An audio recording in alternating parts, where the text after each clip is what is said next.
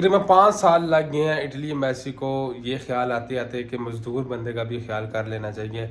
वैसे तो हम जो है वीज़ा आमतौर पर दे देते हैं, बीवी को दे देते हैं, हस्बैंड को दे देते हैं, उसके साथ साथ बच्चों को भी, वालिदैन को भी मिल जाए। जो मज़दूर तबका था, जो चाहता था कि मेरा फ्यूचर जाकर सिक्योर हो, तो उसके लिए इतनी हर्डल्स थी कि वो बस मैं कहता हूँ कि ना होने के बराबर जो है वो अपॉइंटमेंट्स उन्हें मिलती थी।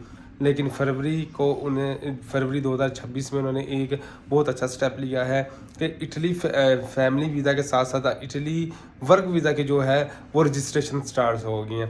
अब रजिस्ट्रेशन जो जो होगी, इसमें आप सबको मैं फ़ायदा बताने जा रहा हूँ कि इसके अंदर आप फ़ायदा क्या होगा। तो वीडियो को शुरू करने से पहले आप लोगों को सब्सक्राइब करने, चैनल को सब्सक्राइब कर लीजिएगा। सोशल मीडिया के जितने लिंक्स हैं डिस्क्रिप्शन में मेंशन है, लाजमी विजिट कीजिएगा। इंशाल्लाह काफ़ी ज़्यादा इन्फॉर्मेशन आपको वहाँ से भी मिलती रहेगी। तो अगर फ़ायदे की बात की जाए तो सबसे बड़ा जो फ़ायदा इसके अंदर है वो ये है कि अब आपका नौला हाउस अगर SUI सिस्टम के अंदर मौजूद नहीं है और आपने रजिस्ट्रेशन कर दिया है, तो अपॉइंटमेंट के पैसे बर्बाद किए, फाइल मेकिंग के पैसे बर्बाद किए, एम्बेसी के चक्कर लगाए बगैर आपको पता चल जाएगा कि मेरा केस जमा होगा या नहीं होगा। अगर तो आपका जो सिस्टम पे आपका जो नौला हाउस है SUI सिस्टम में शो हो जाएगा, तो इट्स मीन कि आपको ऑटोमेटिकली जो है वो अपॉइंटमेंट मिल जाएगी। जब आपको अपॉइंटमेंट मिल जाएगी तो उसके बाद आपको फाइल मेकिंग करनी पड़ेगी। फाइल मेकिंग के अंदर सबसे पहले आपका पासपोर्ट चाहिए होगा, पासपोर्ट जो कि वैलिड होना चाहिए 18 मंथ तक।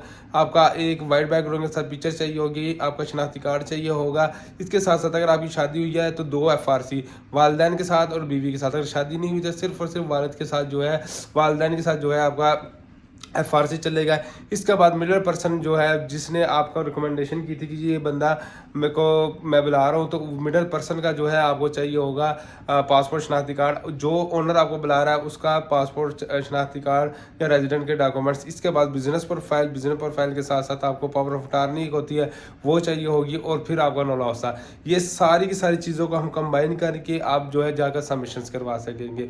तो यहाँ पर मैंने बताया है कि आपने कैसे फाइल की मेकिंग करनी है और जो है आपको कैसे फ़ायदा देगी ये SUI सिस्टम वाला। अब बात करते हैं प्रोसेसिंग टाइम की। प्रोसेसिंग टाइम सबसे एक बड़ा मेजर इशू है। अगर मैं थोड़ी सी प्रीवियस हिस्ट्री आपको बताऊं तो इसके अंदर किन किन लोगों की जो है वो प्रोसेसिंग का लोगों को इश्यूज आते रहे हैं।